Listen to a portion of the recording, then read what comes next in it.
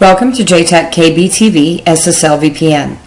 Today I will show you how to identify the operating system type of remote access users and have this information be available in the user access log so that it can be manipulated, sorted, and exported to be used in different formats.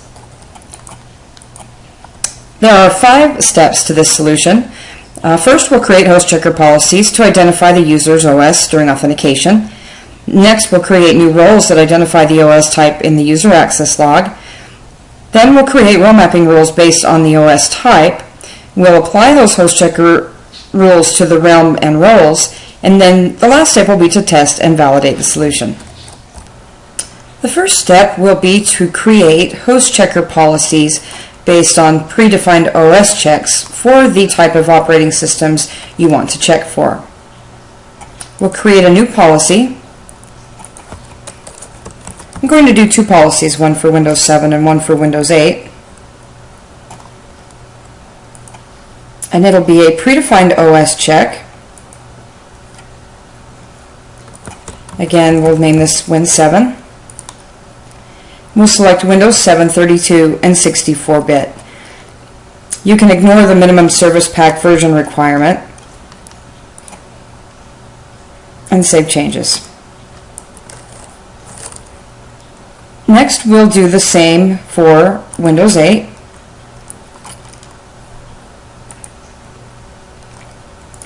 Calling this Win 8. And again, predefined OS check. Named Win 8. And I'll select the Windows 8, 32, and 64-bit OS types.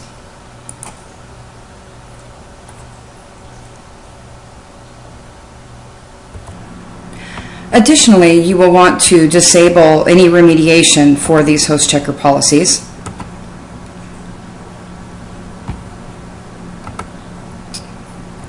So if you haven't done so already, modify the policies so that there is no remediation being performed.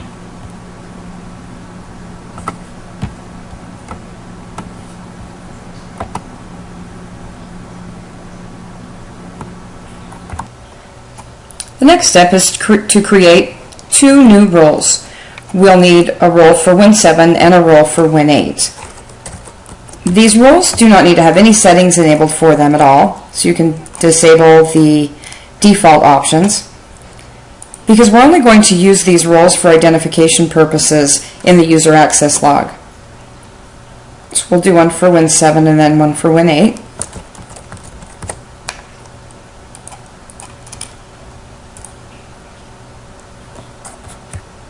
The next step is to go to the authentication realm that is currently being used to authenticate users and set up the new role mapping rules to check for the host checker policy and map it to the new rules we just created in the previous step.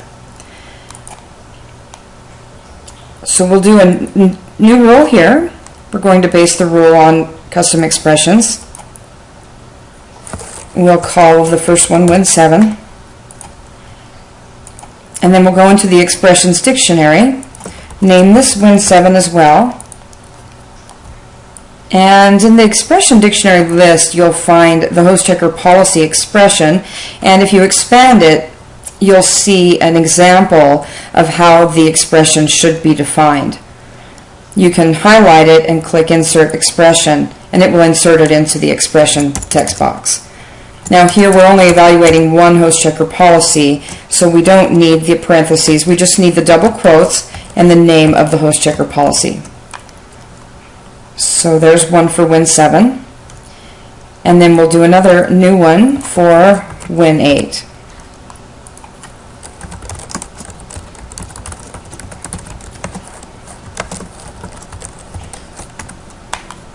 Add expression. Now when we return to our role mapping rule, we see the available expressions here, which we can then use in our rule. And we'll use the expression Win 7 and assign it to the Win 7 role. Save changes. And we'll do one more for Win 8.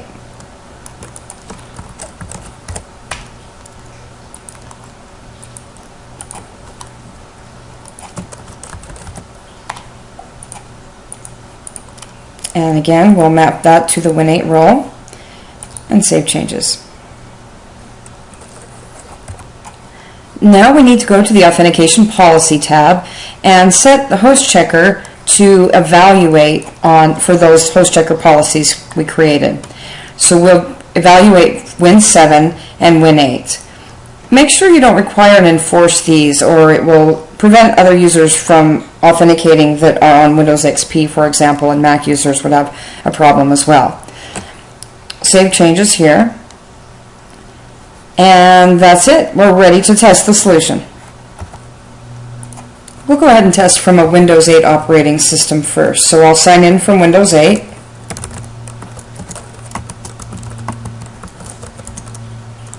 And you'll notice host checker runs.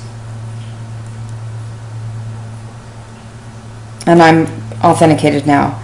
Next, I will sign in from a Windows 7 machine as well, so that we have two separate examples to demonstrate in the user access log. Now that I have active sessions from both the Windows 7 and Windows 8 machine, we can verify this from the Active Users tab in the Status menu. You'll see here the agent type gets displayed for the OS I am connected from.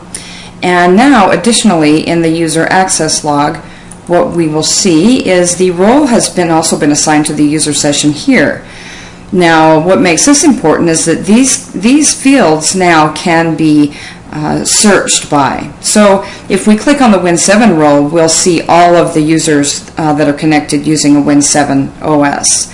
Now, one thing about the query here is that you will get some superfluous messages about the host checker passing or not passing, and there's going to be several entries for each Win7 role event.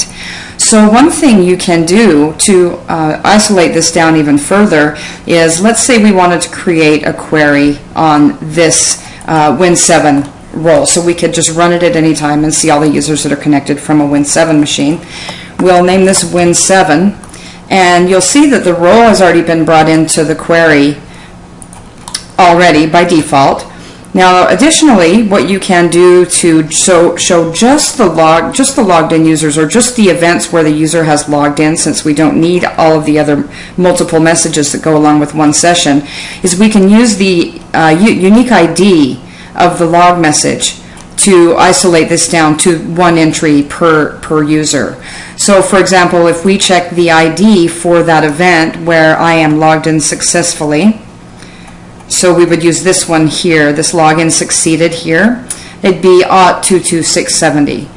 So I can add that to my filter so that I only see one entry per session. So we'll go ahead and save this query, name it Win7, and we'll do an AND statement, and its ID equals auth22670. Oh, double quotes.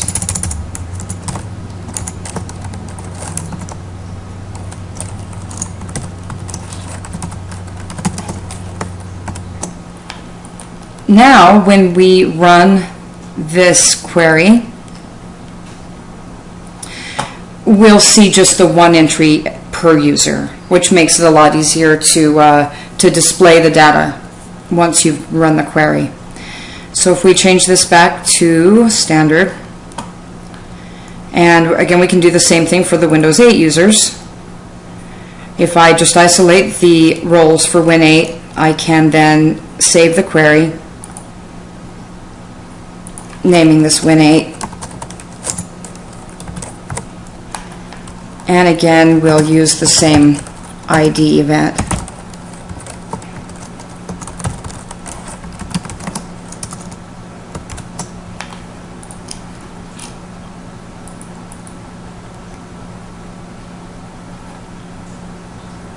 And now we'll see the different login times for this user account that's logged in multiple times over the past several hours.